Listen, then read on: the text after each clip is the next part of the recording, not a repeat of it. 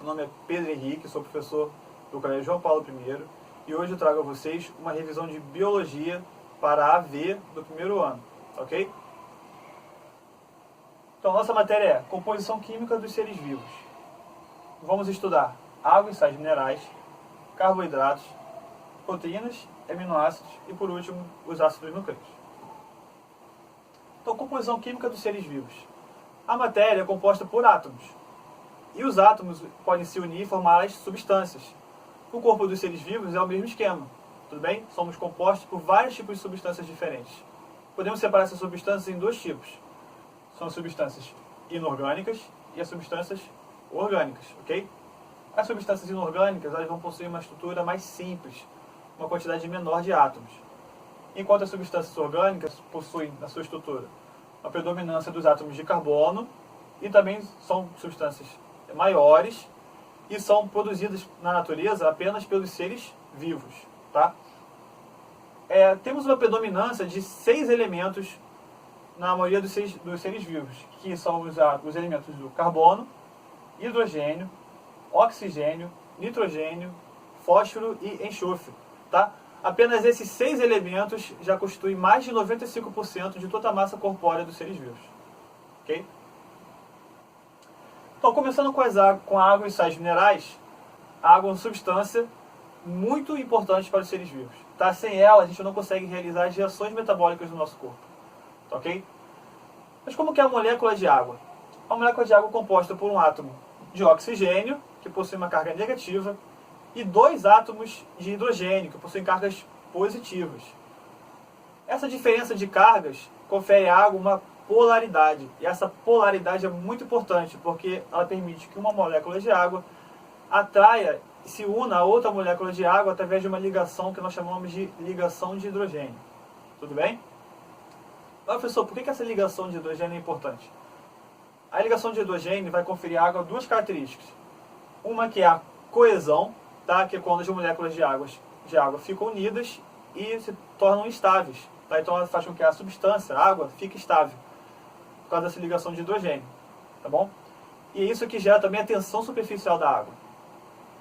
A adesão, ela já é quando a água, por causa dessa polaridade, ela se une a outras substâncias polares também no ambiente.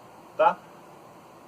E a coesão e a adesão juntas geram um fenômeno que nós chamamos de capilaridade, que é quando a água consegue subir, vencer a ação da gravidade, através de tubos bem fininhos que nós chamamos de capilares. Ok? Outra característica muito importante da água é que ela é um solvente universal. Isso significa que ela consegue dissolver uma variedade muito grande de substâncias. Isso também facilita muito no transporte dessas substâncias no corpo.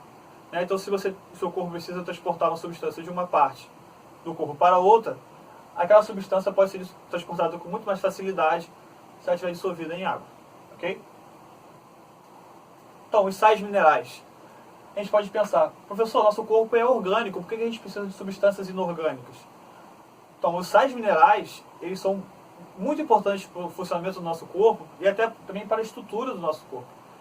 Se você for parar para pensar, os nossos ossos, nossos dentes, eles são compostos por quê? Da sua grande maioria? Por cálcio, ok? E cálcio é um dos sais minerais, tá bom? Outras funções que os sais minerais desempenham, além de estruturação, é de regulação osmótica. A regulação osmótica, lembram de osmose? Vai acontecer quando a célula precisa controlar a quantidade de água que tem dentro dela. Então, se ela precisa de mais água dentro dela, o que ela faz? Aumenta a concentração dos sais minerais dentro da célula, e assim a água entra pela membrana plasmática. Quando ela precisa diminuir a quantidade de água, ela aumenta a concentração dos sais minerais ao redor da célula, e assim a água sai pela membrana plasmática. Ok? Equilíbrio elétrico. Os sais eles vão ser constituídos tanto de ânions quanto de cátions. E essa diferença, lembra, os ânions são negativos e os cátions são positivos. Então essa diferença de cargas positivas e negativas entre o interior da célula e o exterior da célula garante aquela diferença de potencial elétrico que a célula precisa para poder desenvolver as suas reações, tá? entre a membrana plasmática. Outra coisa muito importante também é o equilíbrio ácido-base.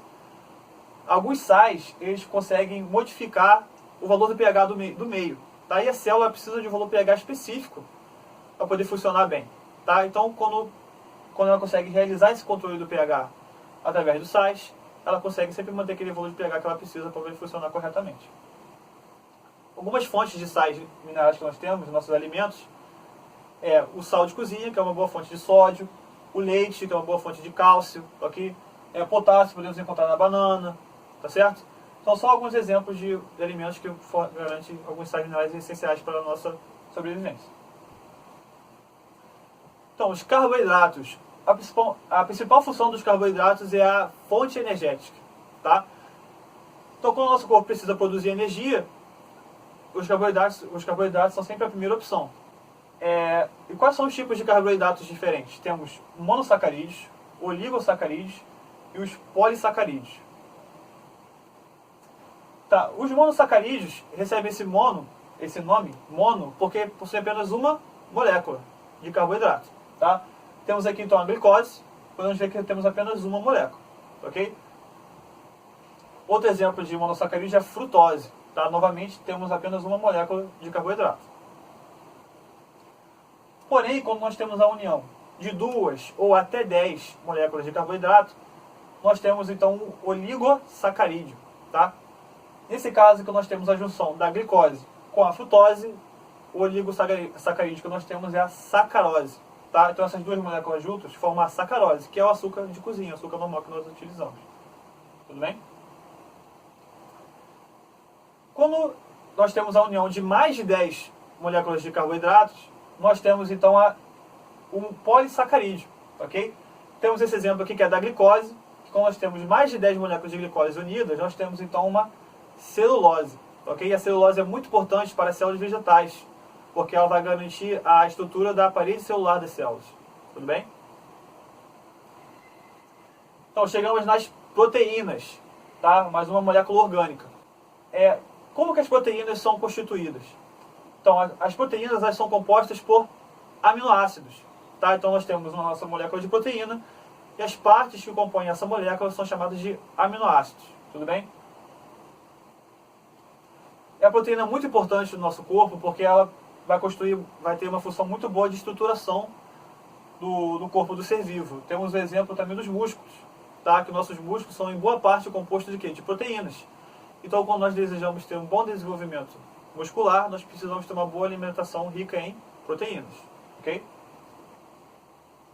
Então, voltando aos aminoácidos, nós temos aqui vários aminoácidos ligados em sequência. Tudo bem? Então, quando esses aminoácidos se ligam em sequência, nós temos uma ligação peptídica. Tá? A ligação entre um aminoácido e outro. Quando esses aminoácidos formam essa sequência, nós temos então o início da estruturação da proteína. Temos 4 tipos de estruturas de proteínas. O primeiro, que é a estrutura primária, é apenas aquela sequência de aminoácidos. Quando essa sequência de aminoácidos consegue formar uma hélice, nós chamamos então de alfa-hélice, que é a estrutura secundária da proteína. Quando várias alfa-hélices se unem e ganham o formato tridimensional, nós chamamos de estrutura terciária. Ok? É nessa estrutura que a proteína começa já a conseguir desempenhar a sua função. E a estrutura quaternária da proteína é quando ela é a junção de várias estruturas terciárias. Tá? Então, como temos várias estruturas terciárias unidas, temos então a estrutura quaternária da proteína. Ok? Agora, desnaturação da proteína. Como eu falei, a proteína precisa ter uma estrutura específica para poder conseguir desempenhar a sua função. Quando ela perde essa estrutura, a forma dela é modificada, ela pode perder a capacidade de desempenhar seu papel. Tá? Quando isso acontece, a gente chama de desnaturação da proteína. Tá? Isso pode acontecer pela mudança do valor de pH do meio ambiente, mudança de temperatura. Tá? O exemplo de desnaturação de proteína que é útil no nosso dia a dia é o que acontece com o ovo. A clara do ovo é rica em proteínas. Quando nós aquecemos a clara do ovo, essas proteínas sofrem o quê? Uma desnaturação. Tá? É por isso que a clara é transparente e líquida, e quando ela é aquecida, ela fica branca e sólida. Tá? Porque essas proteínas mudaram de forma por causa da desnaturação que elas sofreram. Okay? Então, agora chegamos nos ácidos nucleicos. Quem são os ácidos nucleicos? Nós temos 2 tipos, o DNA e o RNA. Okay? A função dos ácidos nucleicos é principalmente armazenar nossa informação genética, tá? Nossa informação genética é aquela que vai ser passada para os nossos descendentes e também é a receita, é todo o passo a passo do que o nosso corpo precisa fazer, nossa célula precisa fazer para poder desempenhar nossas funções, tá? E também são as informações que garantem nossas características, tá bom? Então, a nossa aparência física é toda dita pela informação guardada no DNA. Então, o DNA e o RNA é composto por nucleotídeos, tá? Então, assim como a proteína é composta pelos aminoácidos, os ácidos nucleicos vão ser compostos pelos nucleotídeos. O nucleotídeo tanto de DNA quanto de RNA vai ser composto por um grupo fosfato, um carboidrato, que no caso aqui é a ribose, tá? O ribose no RNA e desoxirribose no DNA. E também uma base nitrogenada. No caso do DNA, a base nitrogenada será adenina, timina, citosina e guanina. E no RNA nós vamos ter adenina, uracila, citosina e guanina. Então temos essa diferença entre timina e uracila, tá? Timina no DNA, uracila no RNA. Temos também uma diferença entre as bases nitrogenadas. As bases nitrogenadas que nós chamamos de púricas são a guanina e a adenina. E as chamamos de pirimídicas são a timina, uracila e a citosina. Temos aqui então uma estrutura do nosso DNA, ok? Podemos ver aqui então a sequência de nucleotídeos ligados pelo quê? Pelo grupo fosfato. Então é um grupo fosfato que vai unir o nucleotídeo ao próximo. Podemos ver também que todos os DNA possuem o quê? A desoxirribose como carboidrato. E na sequência temos as nossas bases nitrogenadas. Guanina, adenina, citosina e a timina. Ok? Lembrando apenas, muito importante saber essa diferença, é que o DNA ele possui o quê? Uma dupla fita, tá? Então dupla hélice. Tá? Porque o DNA então, ele vai possuir duas sequências de nucleotídeos.